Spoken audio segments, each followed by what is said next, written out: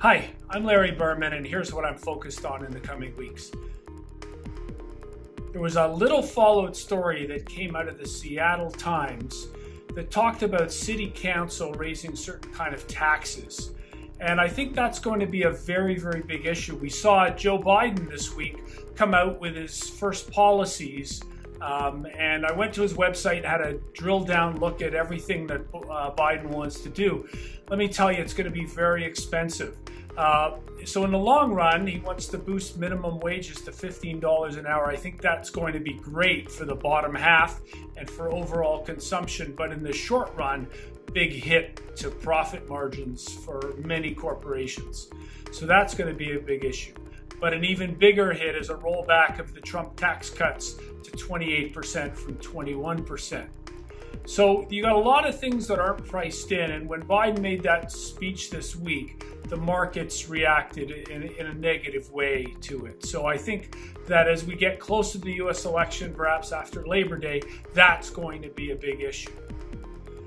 We start earnings this week in the US. I saw a story that came out of S&P Global where they estimate in 2020 and 2021, because of COVID, an additional $2.1 trillion of losses in the financial industry on lending is going to be a big hit. So remember last week, our short pick of the week was regional banks, KRE.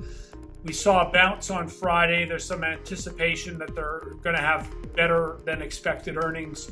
I would fade that move and continue to short any rallies there. There was a huge amount of call buying, actually, call spread buying in particular on Friday to play the earnings bump that we are expecting next week, or the market is expecting.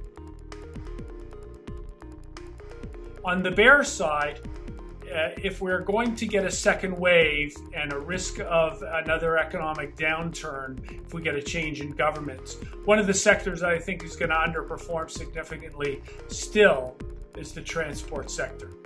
IYT is the ETF if you want to short transports. One, I think we're going to have a difficult climate. So what's going to perform well in a difficult climate?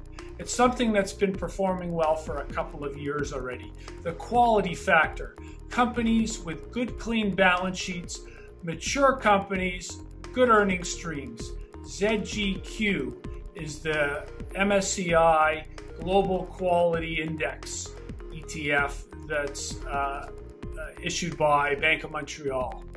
And so ZGQ here trades in Canada. Thank you for tuning in. Remember, subscribe to my YouTube channel. Buttons just below. Have a great week, everybody.